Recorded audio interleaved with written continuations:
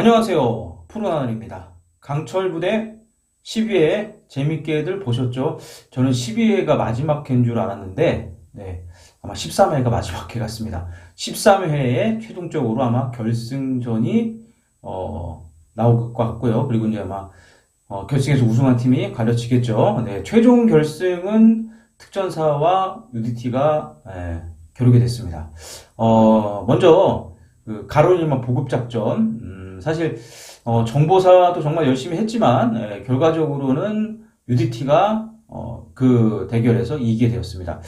사실 그 갯벌을 출발할 때 그 UDT가 좀 앞서갔지 않습니까? 근데 UDT는 그 물길을 잘 이용했고 정보사 같은 경우는 이제 좀 갯벌을 가로질러 가는데 거기서도 약간은 제가 볼 땐 체력적으로 좀 소비가 좀 있었을 것 같고요. 그리고 IBS를 이동하는 그 과정은 그렇게 큰 체력 소비는 제가 볼 때는 없었을 것 같습니다. 근데 거기서 IBS를 이동해서 다시 갯벌로 들어가지 않습니까? 그러니까 그 30km 되는 보급박스 받는 지점. 예. 거기를 들어가는 지점에서도 사실 체력 소비가 상당했을 것 같습니다. UDT 같은 경우도 거기까지 도착을 하는데 상당히 좀 어려웠는데, 이제 중간에 사실 11회에서 보면은, 정보사가 헤드캐리를 시도했어요. 근데 어떻게 보면 되게 전략적으로 잘 선택한 걸 수도 있습니다. 왜냐하면 헤드캐리를 해서 그 바일이 있는 쪽으로 가로질러 가게 되면 상당한 거리를 좁힐 수 있고 뭐 시간도 단축할 수 있기 때문에 상당히 전략적으로 좋은 판단이었지만 헤드캐리가 결국엔 실패했습니다. 그러니까 제 개인적인 생각으로 좀 보니까 실패의 원인은 첫 번째는 이제 체력 소비가 워낙 많았습니다. 그러니까 체력이 어느 정도 있었으면 어떻게든 좀 갈 수 있었을 것 같은데 그 전 과정에 사실 체력 소비가 많았습니다. 아무리 뭐 정보사도 체력이 막강한 팀이라고 해도 그 오는 과정에서의 그런 체력 소비를 회복하려면 그래도 어느 정도 시간이 필요한데 그 시간 이 지나지 않은 상태에서 또 그런 좀 뭔가 체력을 많이 소비해야 되는 상황이 오면 그냥 쉽게 말하면 우리 퍼진다 그러죠. 완전 퍼진 건 아니지만 그렇게 좀 체력이 방전된 상태였기 때문에 어렸던 것 같습니다. 그리고 두 번째는 헤드 캐리를 기본적으로 하려면 키가 어느 정도 맞아야 되거든요. 그래서 사실 저 같은 경우는 이제 수색 교육 받을 때 이제 그 조를 편성할 때 팀을 편성할 때 보면은 어느 정도 키를 맞춰요. 그러니까 뭐 170에서 175 이상 그리고 175에서 180 뭐 그런 식으로 키를 좀 어느 정도 맞춰갖고 보트를 헤드 캐리 할 때 좀 중심을 맞추는데 사실 이제 정보사 같은 경우는 그 이제 키가 좀 큰 분도 있고 키가 뭐 평균 키도 있고 있어서 사실 좀 높낮이가 안 맞습니다. 그래서 쉽게 헤드 캐리를 하기는 어려웠을 것 같습니다. 그러다 보니까 이제 들었다가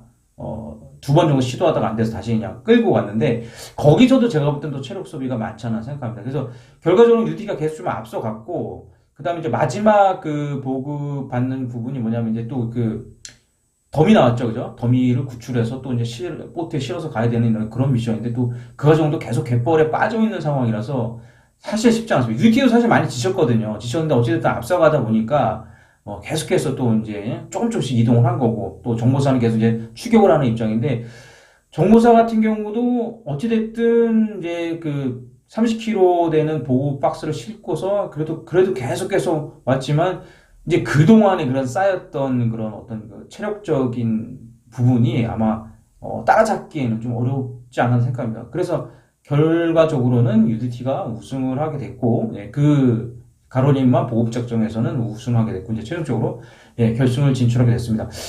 근데 이제 정보사 같은 경우는 그동안의 어떤 미션에서 또, 그리고 그 데스매치에서 정말 발굴에도 뭐 악기 넘치는 모습들을 보여줬기 때문에 충분히 정보사라는 부대에 대해서 많은 사람들이 알리기도 하고, 그리고 충분히 멋진 모습을 많이 보였다고 생각합니다. 그래서 하여튼 너무나 수고 많으셨고요.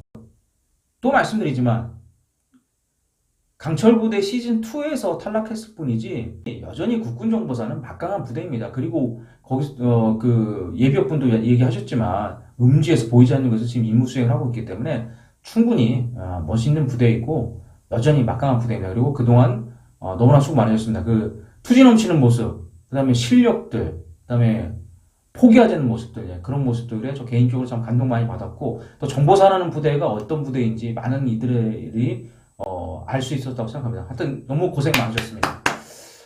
그렇게 해서 이제 그 UDT하고 특전사가 최종적으로 결승에 진출하게 됐는데, 뭐 재밌는 장면 나왔습니다. 특전사는 특수전 사령부에 가서 뭐 이렇게 후배들이겠죠. 예, 후배들을 만나서 뭐 줄타기도 하고, 뭐, 거기 또 주임원 사님도 만나고, 참 되게, 저는 그런 모습이 되게 좀 뭔가 좀, 그러니까 그 가슴 뭉클하기도 하고, 되게 좀 뭔가 훈훈한 그런 느낌이 있습니다. 그런 후배들과 함께하는 모습들.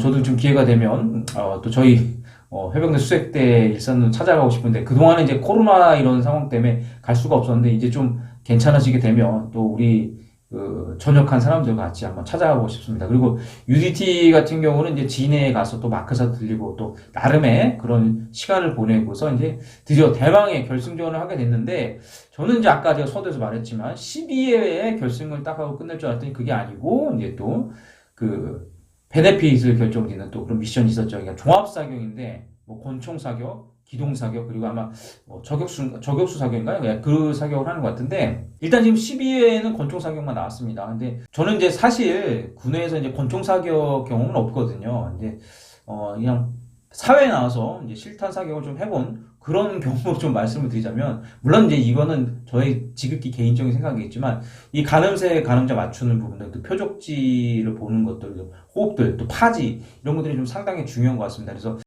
어쨌든 그 권오재 대원이나 그리고 성태현 대원 같은 경우는 이제 그 군에서 이제 권총 사격을 많이 해봤던 인원들이기 때문에 이제 쏘는 모습 봐서 다르지 않습니까, 그죠? 근데 아마 긴장은 많이 될 것 같습니다. 이제 한 발 한 발에 따라서 그 베네핏이 어떻게 될지 모르는 거기 때문에 그런 사격 모습 보면서 참 멋지다. 네, 그리고 참 사격도 잘한다. 네, 그런 생각을 한번 해봤습니다.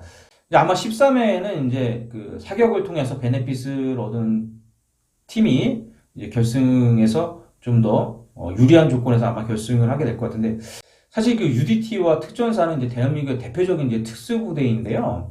두 부대가 이제 결승에서 만난다는 것 자체가 정말 너무 좀 멋진 것 같습니다. 그래서 UDT 같은 경우는 사실 작년 이제 시즌 1에서 우승팀인데 시즌 2에서도 사실 결승에 진출한 거 보면 참 대단한 것 같고요. 그리고 특전사 같은 경우도 작년에 아마 4강까지 남아 있었는데 또 이렇게 결승에 진출해서 좀 불꽃 튀는 그런 이제 대결이 펼쳐진 것 같습니다. 아무튼 이제 13회에는 최종적 결정이 날게 될 것 같은데, 그동안 너무나도 고생 많으셨고, 참, 저는 이제 예비역으로서 또 그 강철 부대를 보면서 현역 시절도 좀 생각해 보고, 그리고 뭔가 좀, 나태해졌던 그런 생활 습관들을 좀 더 고쳐야겠다는 예, 그런 긍정적인 부분도 있었던 것 같습니다. 출연했던 그 예비역 분들, 그리고 지금 남아있는 UDT와 특전사 예비역분들 너무나 고생 많으셨습니다. 덕분에 또 이게 좀 긴장감 넘치면서 또 흥미진진하게 강철부대 2 시즌2를 시청했던 것 같습니다.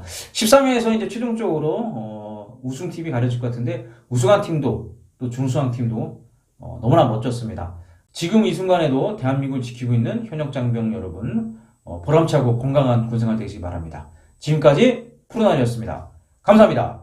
필승!